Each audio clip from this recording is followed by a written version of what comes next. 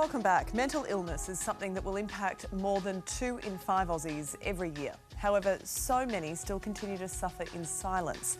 Former ABC broadcaster Craig Hamilton is on a mission to destigmatise mental illness, sharing his personal story in the documentary The Promise. Well, if you've been listening to ABC, you'd have to remember a bloke by the name of Craig Hamilton. The life I lived before 2000 compared to the life I lead now, it's like it's two different people. Loneliness, social isolation is huge. People are craving for connection. He's someone that we probably wouldn't think it had happened to. That's one of the fallacies with it. We think, these guys are so strong and it wouldn't happen to them, but that's not the case at all. And we are pleased to say that Craig joins us in the studio this morning. Craig, Morning. Thanks for coming in. Hello. Why did you want to share your story in this way? Well, I'm well, I've recovered. I think that's important for people to know because I think with a lot of situations around mental ill health, there's a perception that no one ever gets better and that you can't get better. And so the work I've been doing for the last 20 years is about, I suppose, letting people know that with the right support, the right care and a desire, a real desire to work on your own health, that it can happen. I mean, this is a pretty confronting watch, but a really important one as well. And you speak very openly here in this documentary. Can you take us back, if you're comfortable doing so, to when you became aware that your mental health was starting to slip?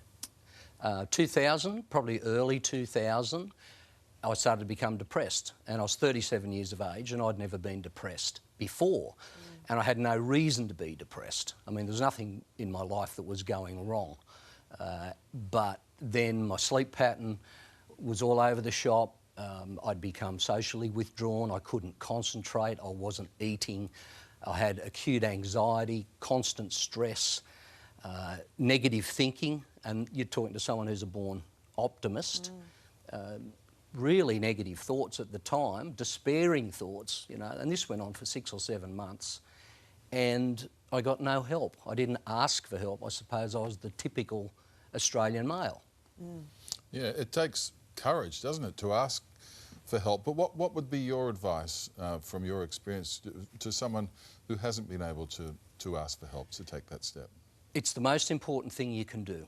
It's if I have a regret, and I don't live on regrets, but if there's one regret that I have is that I didn't ask for help sooner in 2000. I was in a really bad way before I even got to see a GP.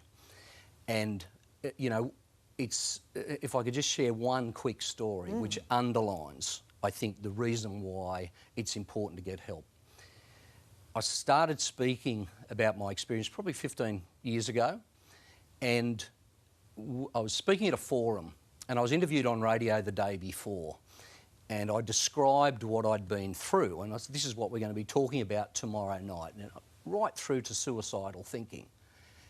And a man rang up the station that day and he said, this guy's talking about me. He said, I have all those symptoms. That's been going on for 3 or 4 years. I've been suicidal 5 or 6 times. My wife doesn't know, my kids don't know, my mates don't know. I haven't been to the doctor. And the producer took the call and she said, look, you've made a really important step here today.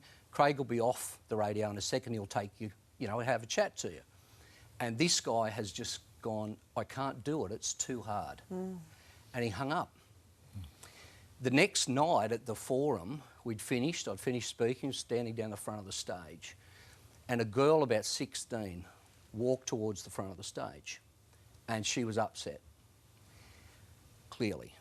And she came over and I said, look, are you experiencing depression? Have you got some mental health troubles at the moment? I said, this has been a tough night for you. And she said, no. She said, I'm fine.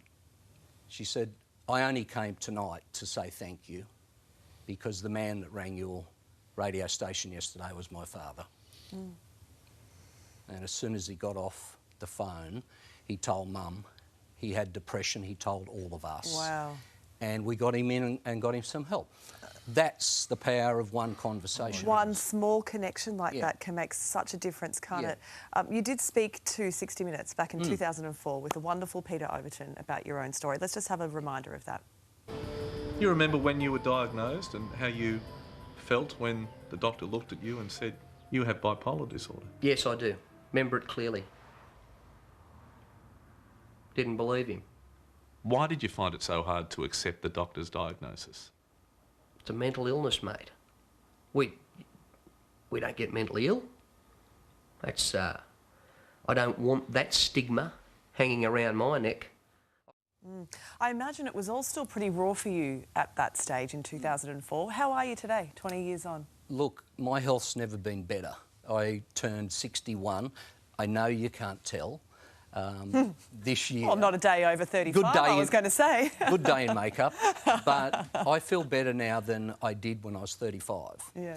But I've had to work at it. You know, it's not simply... Good mental health's not simply about taking medication. I've made a lot of changes in my life, around my lifestyle, and I'm going to keep talking about this issue and helping people, because suicide rate in the country is just... a disgrace, and we've got to do better. You are an inspirational person. You've been touring this film around Australia. I'm sure it's going to resonate deeply with the community. How so far has the documentary connected with people? Look, it's been amazing. We've had some great feedback from people who've been to see the documentary. It's a challenging documentary. It's confronting. We hear from other families and from other people who've lost family members to suicide. But doing nothing, saying nothing, and keeping our heads in the sand isn't working. It's failing, and it's been failing for a long time. So we want change. I want change, and we're hoping that this is going to be a catalyst for change, and it's a story of hope. That is the message. And you are the proof as well. It's wonderful to chat. Congratulations. You're doing amazing work, and I'm sure it's not always easy. So thank you for the great work you're doing out there. Great. Thanks for having me today. Craig. Thank you very much. And you can catch The Promise when it comes to Stand soon. And if you or anyone you know needs help, there is always support out there. You can contact Lifeline on 13 11 14. Stay with us. When we come back, we'll have the news headlines for you next.